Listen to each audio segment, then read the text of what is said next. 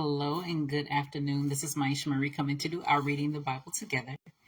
And today we'll be reading 2 Samuel chapter 11 from the New Living Translation. And as always, we're going to go ahead and get started.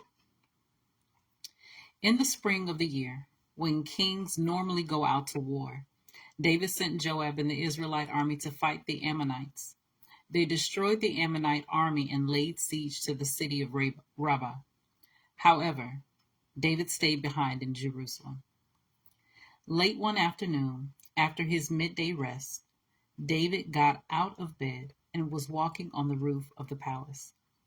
As he looked out over the city, he noticed a woman of unusual beauty taking a bath. He sent someone to find out who she was and was told she is Bathsheba, the daughter of Eliam, and the wife of Uriah the Hittite. Then David sent messengers to get her, and when she came to the palace, he slept with her. She had just completed the purification rites after having her menstrual period. Then she returned home. Later, when Bathsheba discovered that she was pregnant, she sent David a message saying, "I'm pregnant." Then David sent word to Joab, "Send me Uriah the Hittite." So Joab sent him to David. When Uriah arrived, David asked him how Joab and the army were getting along and how the war was progressing.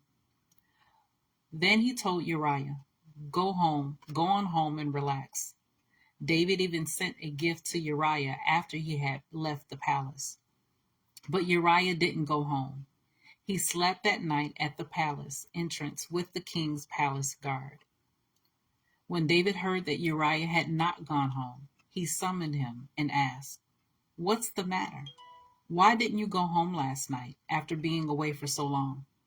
Uriah replied, "The ark and the armies of Israel and Judah are living in tents, and Joab and my master's men are camping in the open fields. How could I go home to wine and dine and sleep with my wife? I swear that I would never do such a thing." "Well, stay here today," David told him, "and tomorrow you may return to the army." So Uriah stayed in Jerusalem that day and the next. Then David invited him to dinner and got him drunk. But even then, he couldn't get Uriah to go home to his wife. Again, he slept at the palace entrance with the king's palace guard. So the next morning, David wrote a letter to Joab and gave it to Uriah to deliver. The letter instructed Joab, "Station Uriah on the front lines where the battle is fiercest. Then pull back so that he will be killed." So Joab assigned Uriah to a spot close to the city wall where he knew the enemy's strongest men were fighting.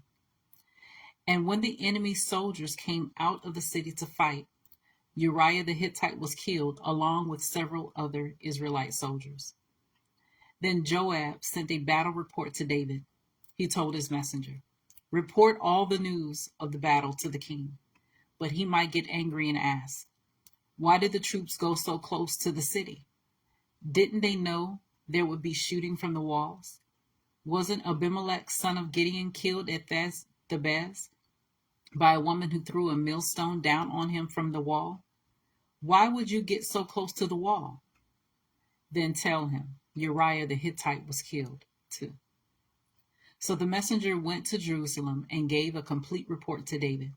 "The enemy came out against us in the open fields," he said, "and as we chased them back to the city gate, the archers on the wall shot arrows at us. Some of the king's men were killed, including Uriah the Hittite."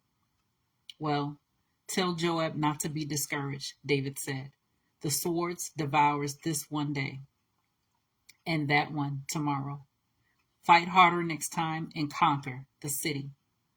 When Uriah's wife heard that her husband was dead, she mourned for him. When the period of mourning was over, David sent for her and brought her to the palace, and she became one of his wives. Then she gave birth to a son, but the Lord was displeased with what David had done. So that was 2 Samuel chapter 11 from the New Living Translation. And as always, continue to search the scriptures daily to see what is true. Allow Holy Spirit to illuminate the word into your heart, your mind, and soul, bringing knowledge, understanding, and wisdom, and most of all, revelation of who God is, his nature, his character, and how much he truly, truly loves you. You guys take care. God bless. Until next time.